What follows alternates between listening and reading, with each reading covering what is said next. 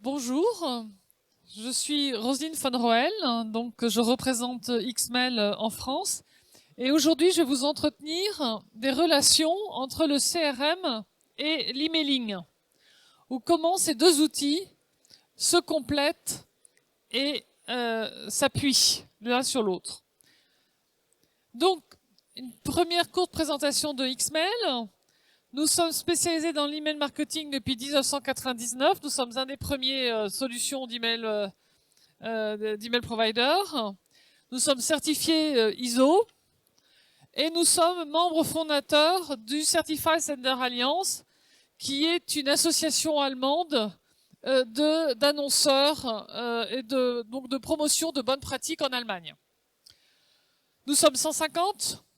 Nous sommes très orientés sur le service, avec approximativement 2000 clients, tendance qui augmente, 200 partenaires, chaque client un interlocuteur dédié, et nous sommes allemands.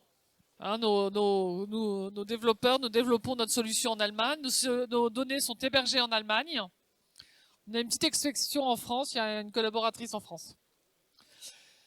Ici, je vais vous montrer un workflow typique des interactions entre le CRM et l'emailing. À savoir que vous avez ici une sélection des groupes cibles qui va se faire dans votre CRM avec vos données CRM.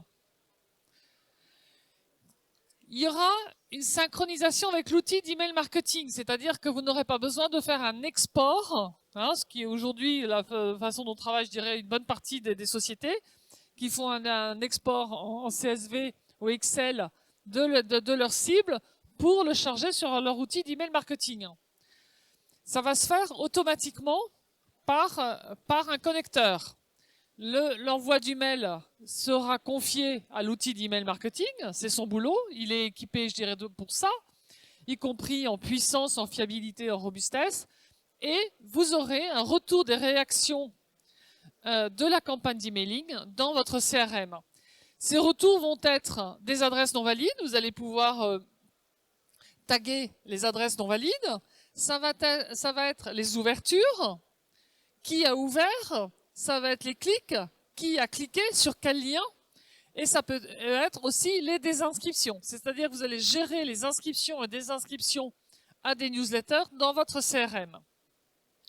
Donc ça, c'est un workflow très typique de toute intégration d'un outil d'emailing dans votre CRM. Pour ça, ce que j'ai trouvé intéressant de vous faire aujourd'hui, c'est de vous montrer le cas pratique. Comment cet outil va être employé pour aider, je dirais, la vente et l'entreprise. Donc, on a imaginé le cas de la mise sur le marché d'un nouveau produit, ce qui est typiquement le cas d'une campagne d'emailing à des clients. Hein, on peut faire de la vente transverse, du cross-selling ou du upselling, ou des prospects dont on sait qu'ils peuvent être intéressés par nos produits et qui sont dans notre base CRM. Donc ici, on a 3 personas, le CEO, le campaign manager et le sales manager. 3 personnes, 3 acteurs de cette entreprise qui sont intéressés à cette action. Qu'est-ce qu'il va dire le chef d'entreprise? Il va dire, je veux des ventes, je veux du chiffre d'affaires, on a fait un nouveau produit, voilà, le chiffre d'affaires doit suivre. La campagne manager va dire, je veux faire une campagne. Et le sales manager va dire, je contacte mes clients. La campagne manager va donc planifier des campagnes. Et pour cela, elle va déterminer un groupe cible. Alors, elle aura peut-être des informations. Ici, c'est avec un intérêt, des clients qui ont déjà cliqué sur des produits similaires. Ça peut être évidemment d'autres critères qui sont présents dans votre base CRM. À partir de là, elle peut faire 2 groupes cibles. Des clients VIP, auxquels on va proposer un entretien personnalisé avec un commercial, et puis des clients standards qui, eux, vont être invités à un webinaire. À partir de là, elle va envoyer des emails personnalisés. Alors, j'ai pris l'exemple de notre intégration dans Salesforce parce que nous avons un connecteur, je vous montrerai un petit peu après, et que donc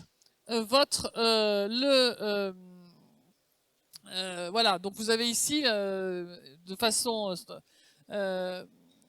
ici l'interface de Salesforce. Donc vous allez créer le mailing ici dans l'interface de Salesforce. Des emails qui peuvent être évidemment responsive. Et elle va faire un workflow automatisé dans Salesforce avec des données qui vont remonter de ces campagnes d'emailing. C'est-à-dire qu'à partir des réactions de clics, elle va pouvoir mettre en place un flow qui va permettre de renvoyer d'autres mailings à ses destinataires. Le Sales Manager, lui, il va être en contact avec les VIP. C'est-à-dire que quand un client va avoir accepté, eh bien, il va être notifié et il va prendre contact avec ses clients.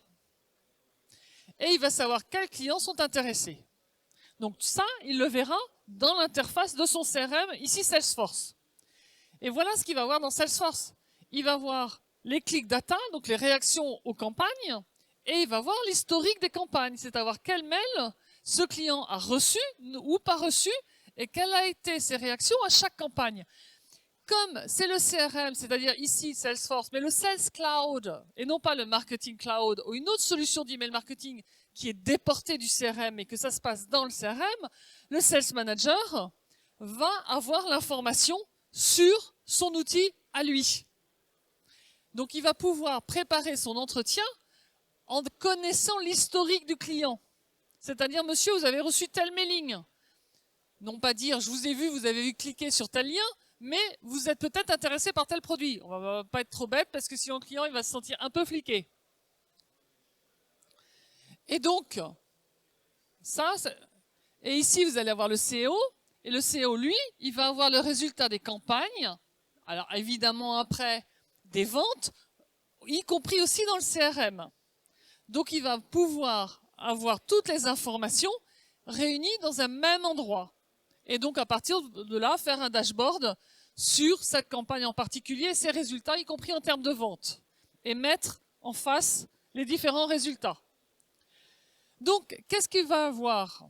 Eh bien, on va avoir un CEO qui va avoir une solution fiable. Les outils ont été routés par un outil professionnel. Alors, beaucoup de CRM proposent de l'emailing, mais ce ne sont pas forcément des routeurs professionnels. C'est-à-dire qu'en termes de délivrabilité, de fiabilité, vous n'aurez pas forcément le résultat espéré. Vous aurez peut-être une limitation sur les volumes de mails par jour. Vous aurez peut-être un certain nombre de problèmes. Donc ici, vous pouvez envoyer, avec notre outil dans Salesforce, vous pouvez envoyer jusqu'à 1 million de mails. Ça ne nous pose aucun souci. Nos tuyaux sont configurés pour cela. Vous allez pouvoir automatiser les processus, en particulier avec l'aide des flows dans Salesforce, c'est-à-dire préparer une réponse aux réactions de vos destinataires ou à l'historique de vos destinataires en leur envoyant un autre mailing. Des systèmes qui sont sécurisés, ça c'est aujourd'hui c'est important, et qui sont juridiquement sûrs, c'est-à-dire que, une chose toute simple, les données de vos destinataires, vous le savez peut-être, doivent être hébergées en Europe. Ou alors vous êtes tenu de signaler à vos destinataires que leurs données vont être hébergées hors d'Europe ou par exemple aux États-Unis. Donc ça c'est important, c'est-à-dire être sûr que les données de vos destinataires restent bien en Europe. Après, si vous envoyez en dehors de l'Europe, c'est votre problème. Donc ici, on a quoi? On a les 3 personas avec leurs résultats. On a un CEO qui a atteint ses objectifs. On a une campagne manager qui a fait des campagnes de façon optimisée, qui a pu cibler dans le CRM directement, avec un outil d'édition d'emailing qui était disponible directement dans son interface, et un sales manager qui connaît ses clients et qui connaît l'historique de ses clients. Et ici, alors, comme je vous avais dit, on est sur Salesforce. Ici, vous avez un extrait de la page d'Apex Change de Salesforce, où nous sommes partenaires depuis 2012, partenaires certifiés Salesforce. Donc, si vous voulez, vous faites Apex Change XMail et vous tomberez sur cette page avec un certain nombre d'informations. Quelques fonctionnalités en plus. Ici, vous pouvez personnaliser vos mailings avec vos données Salesforce. Donc ici, vous avez bien « Bonjour Madame Katia Foueri ». Hein? Donc, vous avez personnalisé l'intitulé de vos mailings.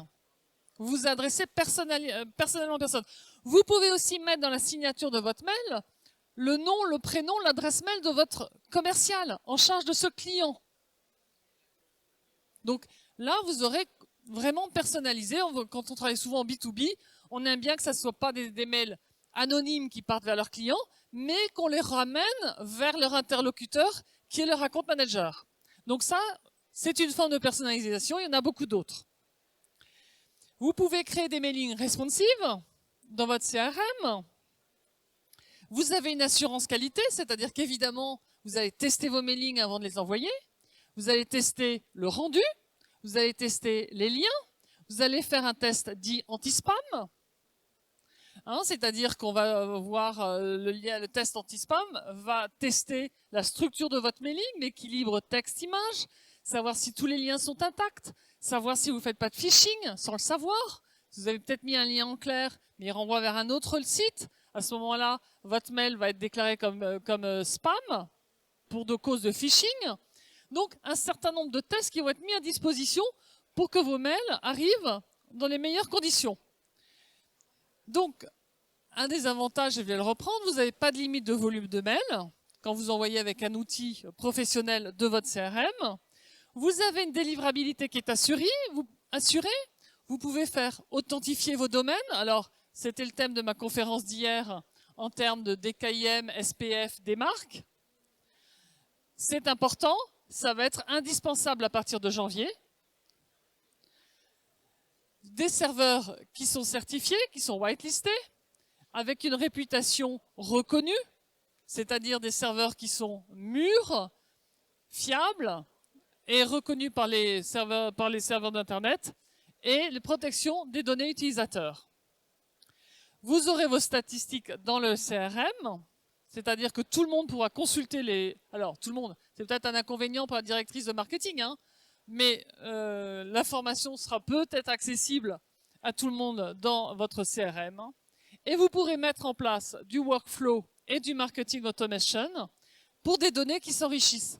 C'est-à-dire qu'ici, clairement, j'ai fait une capture d'écran d'un flow où vous créez un envoi de mail à un contact suite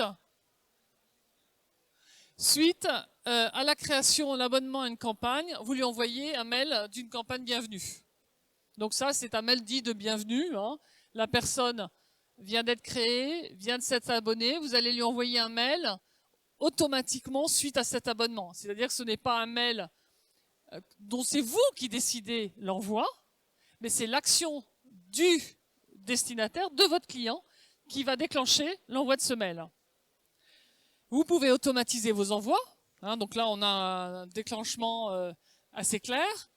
Lancement de mail, envoi, 3 jours après, est-ce qu'il a ouvert, est-ce qu'il n'a pas ouvert, s'il n'a pas ouvert, qu'est-ce que je fais, si j'envoie un autre mail, s'il ne clique pas, sur quoi il a cliqué, et vous pouvez comme ça faire un certain nombre de scénarios d'envoi de mail de campagne. Voilà. Et pour plus d'informations, je vous ai mis le lien sur l'App Exchange de Salesforce, mais le plus facile, c'est encore que vous alliez chercher dans l'App Exchange Xmail, parce que là, le code d'identification est un peu long. Est-ce que vous avez des questions ?